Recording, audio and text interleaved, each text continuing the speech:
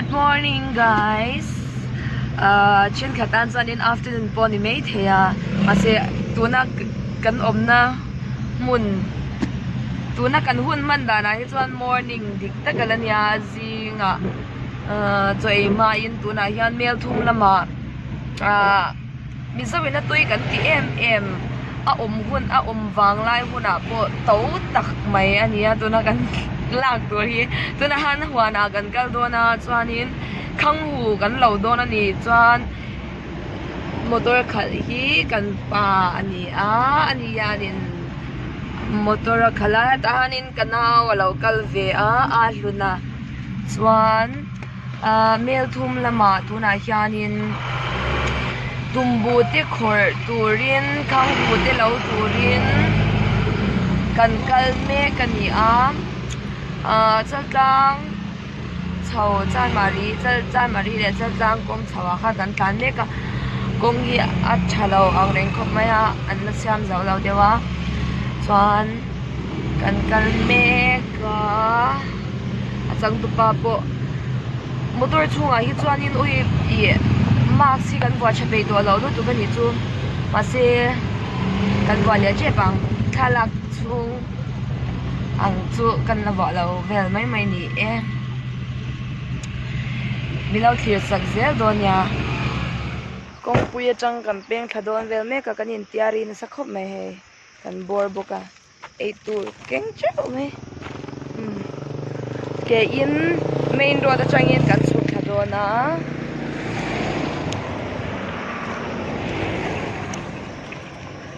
sang tu pa lawin la pa tak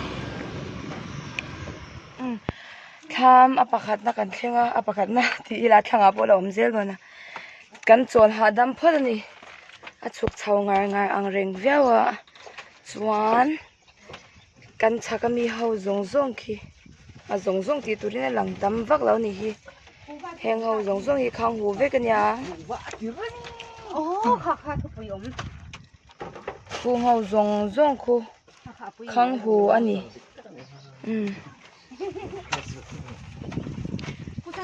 kan nakal don chawa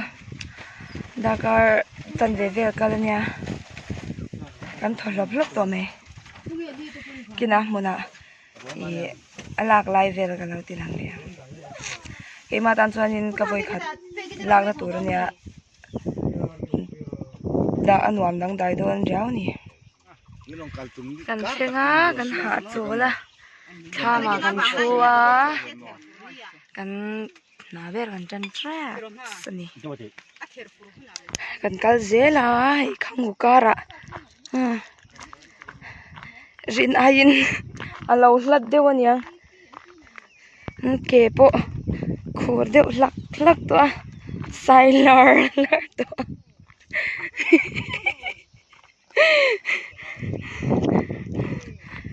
kal asot mo khop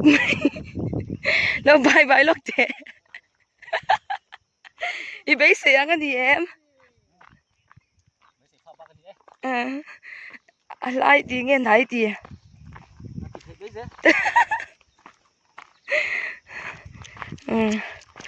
kal zela thang deuh le khulania hengau zong khungau zong ku Khanghu ve kani ta ma se a then hi chu an lo lak to na nu te ni wangin a then chu a kong ve to ang ringa ma se a chor chak em an tia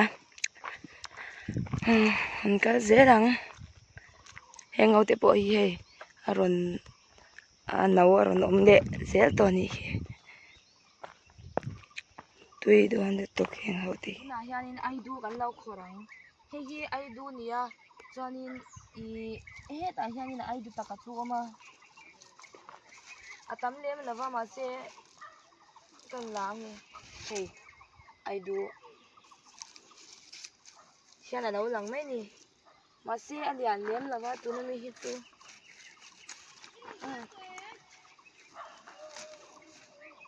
tui don le mai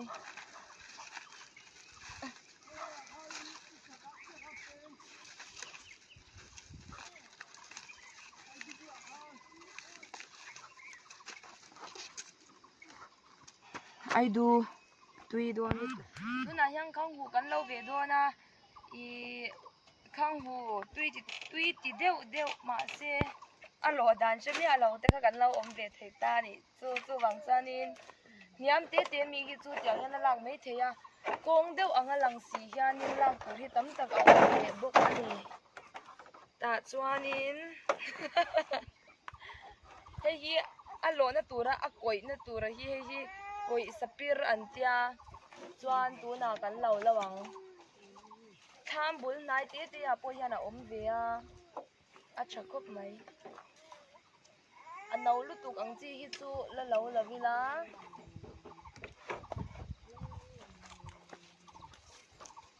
ling yang a khop maya Khanghu yan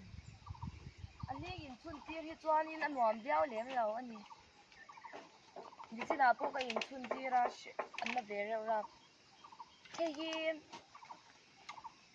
kan la ka hi bung in tiak ma se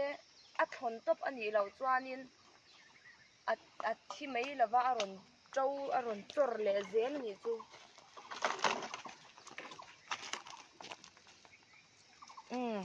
hianin enge kha zoom le sham kara an ti thinang kha tiang hi ani tak ani heng te po hi hei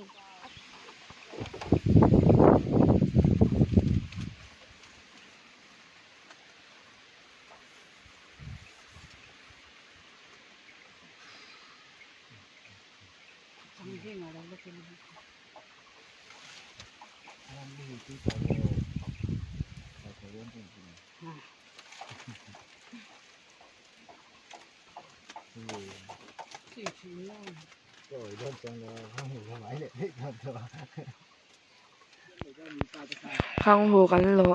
treu ton lowa kan lo ho then khat le phuin nam te zong tra wai ti vel eng emo kan eya tui khop mai kan Khanghu wan kalkong chu sa mai tai tuk to nge mai sen tuk to me ba ber boเราก็เพย์ห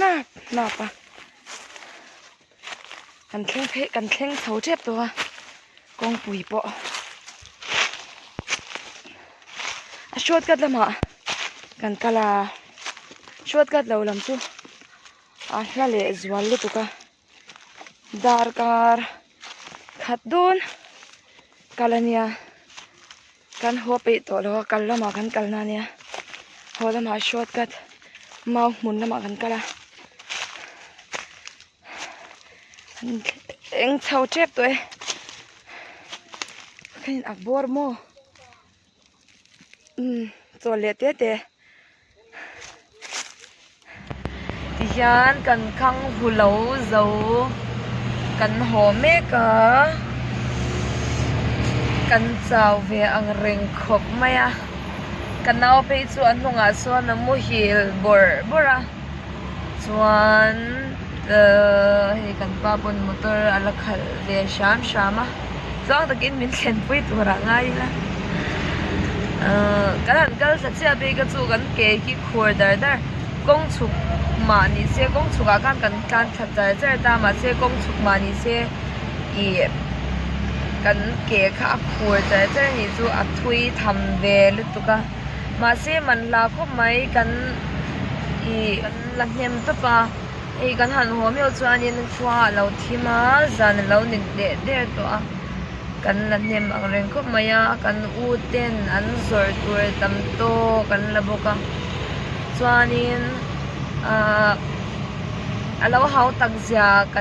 kan shat pha shima ane lama chuanin kan ti ngai lo kan ton ngai lo ang chi thani ve wangin alom anwam le ding phiala ni video de min lau thlirsaka min lau view sak china wangin kan lom em kalom em min lau en sak le zel turin kasom cheu bye bye vek